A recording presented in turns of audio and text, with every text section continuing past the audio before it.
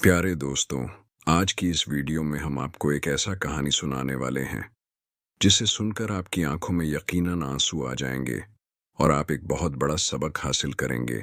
ये कहानी है एक माँ और बेटे का। मुझे यकीन है आपको ये कहानी बहुत ही ज्यादा पसंद आएगी, इसीलिए हमारे साथ इस वीडियो में आखिर तक रहिएगा। पाकिस्तान के मुल्तान शहर में एक बूढ़ी माँ अपने बेटे के साथ रहा करती थी। उस बुरी माँ का एक नाफरमान बेटा था। उसका बेटा रात में काफी लेट से घर आता था।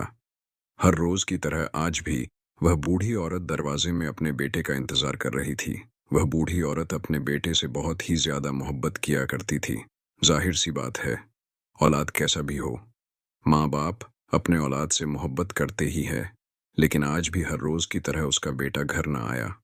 रात काफी हो चुकी थी, लगभग रात के 12 बज चुके थे, मगर अभी तक उसका बेटा घर नहीं आया था।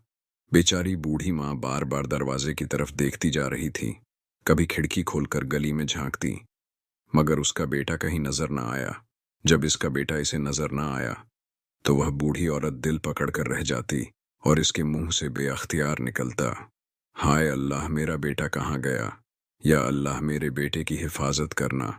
और फिर रोने लगती।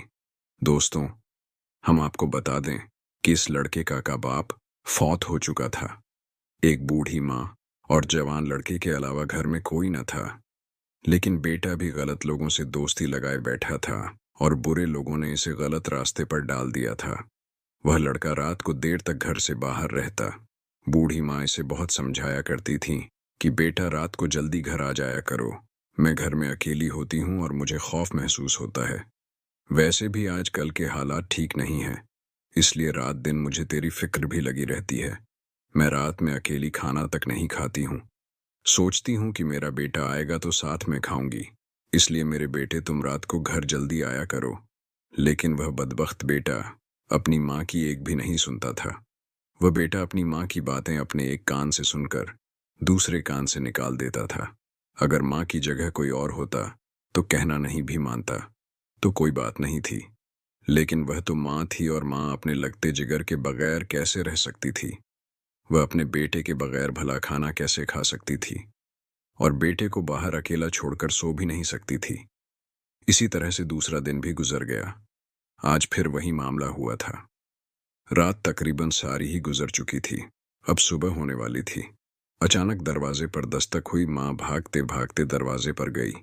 दरवाजा खोलकर देखा तो सामने उसका बेटा खड़ा था।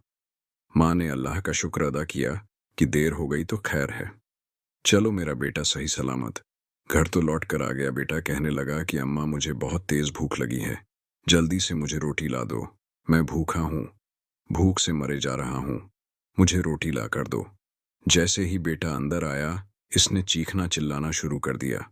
माँ कहने लगी कि अच्छा बेटा, कुछ देर तो सब्र कर ले, मैं तेरे लिए गर्म रोटी बनाकर लाती हूँ। और फिर माँ कहने लगी कि बेटा, मैंने भी अभी तक कुछ नहीं खाया, मैं भी बस तेरा ही इंतजार कर रही थी। माँ ने बेटे से पूछा कि यह तो बता कि आज देर से क्यों आया है और कहाँ चला गया था।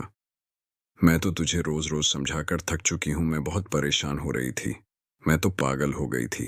बेटा बोला कि माँ, वह मैं दोस्तों के साथ फिल्म देखने सिनेमा चला गया था। फिल्म देखते देखते देर हो गई, इसके बाद मैं दोस्तों के साथ घूमने चला गया। माँ बोली कि बेटा, तू कैसे लोगों के साथ दोस्ती लगाकर बैठा है जिन्होंने तुझे गलत रास्ते पर लगा दिया है। बेटा, कितनी बार तुझे पुलिस भी लेकर जा चुकी है और अब तो मैं भी लोगों को मुंह दिखाने के काबिल नहीं रही। बेटा, अब तो मोहल्ले वाले भी मुझे कहते हैं कि ये देखो, बदमाश नईम की माँ है। बेटा, कुछ तो ख्याल कर, तेरा बाप तो ऐसा नहीं था और तेरी माँ भी ऐसी नहीं। हम तो बड़े ही शरीफ लोग थे, फिर तू क्यों ऐसे लोगों में उठता बैठता है? ऐसे लोगों के साथ तेरी दोस्ती क्यों है? माँ तो सच ही कह रही थी, लेकिन बेटा उल्टी सीधी फिल्में देखकर और गलत लोगों के साथ रहकर इसका दिमाग खराब हो चुका था। माँ की प्यार भरी बातें इसे जहर और कड़वी महसूस हो रही थीं। वह तो सिर्फ यही चाहता था कि माँ से कुछ ना कहे और चुपचाप इसे खाना खिला दे। फिर वह अपनी माँ से कहने लगा कि अब बस कर दो, अपनी नसीहत ज्यादा बातें ना बनाओ और जो कह रहा हूँ वही करो। जल्दी जल्दी खाना खा लेने दो, वरना मैं घर छोड़कर हमेशा हमेशा के लिए चला जाऊंगा।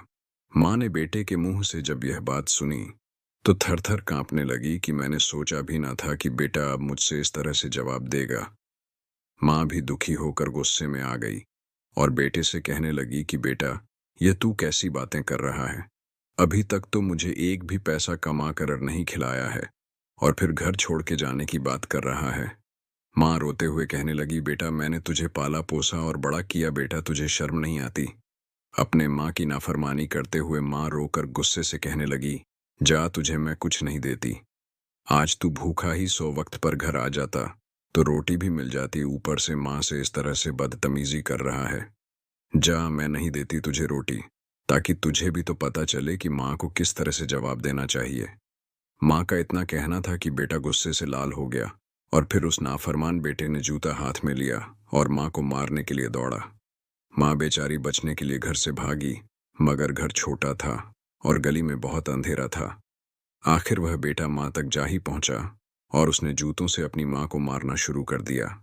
तकफिरुल्लाह, माँ ने बहुत हाथ पांव मारे, लेकिन अपने नाफरमान बेटे से अपने आप को ना बचा सकी। बेटे के जूते माँ के मुंह पर लग रहे थे, लेकिन दिल से आह निकली। इसी लम्हे माँ के मुंह से बेटे के लिए बद्दुआ निकली। ए अल्लाह, तूने मुझे औलाद इसीलिए दिया था कि मैं आज इसके हाथों से जूते खा रही हूँ। अल्लाह, तू मुझे मौत दे दे, मैं जिंदा रहने के काबिल नहीं हूँ। अल्लाह, इस औलाद के हाथों आज मेरी जो बेइज्जती होनी थी वह हो चुकी। अब मुझे अपने पास बुला ले। मैं ज्यादा मार नहीं खा सकती और ज्यादा दुख बर्दाश्त नहीं कर सकती। ए मेरे अल्लाह, जिस बेटे ने माँ की तौहीन की, इस कुत्ते को तो दुनिया में और आखिरत में जलील कर दे। ए मेरे अल्लाह, इसने मुझे जिस पैर से लात मारा है वह पैर से इसे मंजूर कर दें। प्यारे दोस्तों, हम आपको बता दें, कोई भी माँ या बाप अपने औलाद को बदुआ नहीं देना चाहता, मगर औलाद की इस तरह के बेबर्दाश्त करतूतों की वजह से ना चाह के भी बदुआ और आह दिल से निकल ही जाता है। मैं आपको फिर से बता दूं कि कोई भी माँ बाप अपने औलाद को बदुआ नहीं देता। जब उस नाफरमान बेटे ने अपनी माँ की जुबान से यह बात सुनी तो वह बदबख्त बेटा और भी गुस्से में आ गया और जोर से माँ पर हाथ उठाने लगा और पैर से लात मारने लगा। इसने माँ को वहीं पर छोड़ा और खुद सोने के लिए चला गया। थोड़ी देर में वह सो चुका था और कुछ देर के बाद इसके पांव में दर्द महसूस हुआ। इसने समझा कि मामूली सा दर्द है, अभी खत्म हो जाएगा, मगर दर्द मजीद बढ़ता गया। सुबह हुई तो दर्द इस कदर शिद्दत अख्तियार कर चुका था कि अब इससे बर्दाश्त नहीं हो रहा था और पांव भी सूज चुका था। वह घर से निकला और बड़ी मुश्किल से चलता हुआ डॉक्टर के पास पहुंचा। डॉक्टर ने पांव का जांच करने के बाद कहा कि कुछ समझ नहीं आ रहा कि दर्द के की वजह से हो रहा है और पांव क्यों सूज चुका है। लिहाजा मजीद चेकअप करवाने के लिए वह किसी बड़े अस्पताल में चला गया। अब वह बदनसीब लड़का लाहौर के बड़े अस्पतालों में गया, मगर अब भी किसी डॉक्टर को इसकी बीमारी समझ ना आ रही थी। मगर फिर वह मुल्तान के मशहूर नश्तर अस्पताल गया। वहां के डॉक्टर ने भी साफ कह दिया कि कुछ समझ नहीं आ रहा। एक ही रात में इसे किस बीमारी ने घेर लिया था। अब इसका बुरा हाल होता जा रहा था। पांव दिन ब दिन सूजता जा रहा था और दर्द भी दिन ब दिन बढ़ता जा रहा था। आखिर डॉक्टरों ने मशवरा दिया कि इसका पांव दिन ब दिन खराब होता जा रहा है, अब इसका पांव काट दिया जाए। डॉक्टरों ने उस लड़के से भारी रकम लेकर ऑपरेशन कर दिया।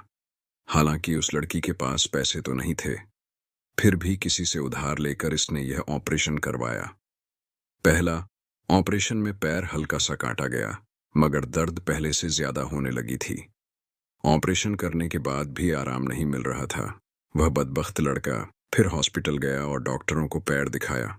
डॉक्टरों ने कहा कि और थोड़ा काटा जाएगा, तब शायद आपको आराम मिल जाए।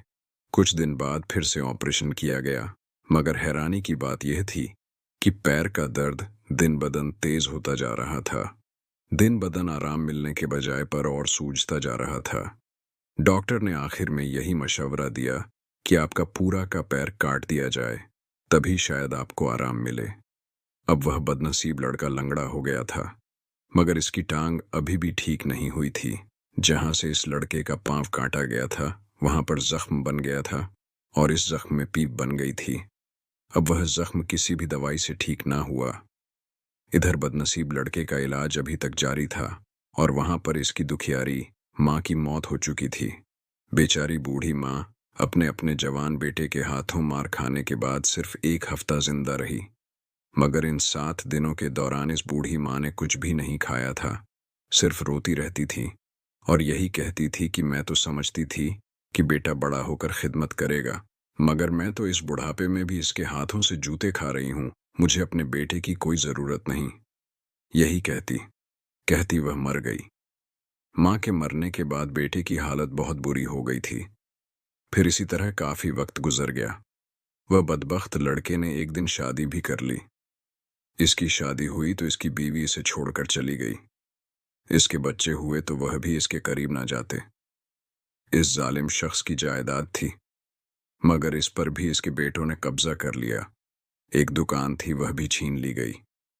इस तरह से इससे सब कुछ छीन लिया गया, यहाँ तक कि जब इसके पास खाने पीने के लिए कुछ भी ना रहा और ना ही इलाज के लिए रकम रही, तो वह बदनसीब आदमी भीख मांगने पर मजबूर हो गया और वह रास्ते पर बैठकर भीख मांगने लगा। लोग इसको भीख देने के लिए इसके करीब तक भी नहीं जाते थे। जैसे कुत्ते को खाने के लिए हड्डी फेंकते हैं, वैसे ही इस तरह से इसको खाने के लिए दूर से ही खाना फेंक दिया जाता था। लोग इसे देखकर कहते कि यह वही लालची और बदनसीब इंसान है जिसने अपनी बूढ़ी माँ को जूते मारे थे।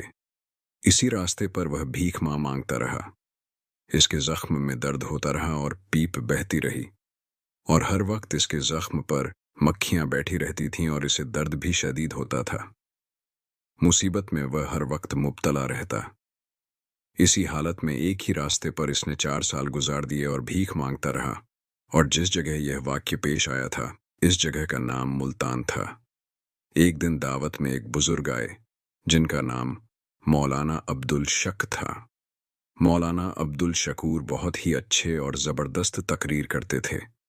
जब वह मुल्तान में आए तो इन्होंने वहां पर तकरीर भी की थी। तकरीर करने के बाद मौलाना साहब कुछ लोगों के साथ वापस जा रहे थे कि रास्ते में इन्हें एक आदमी मिला।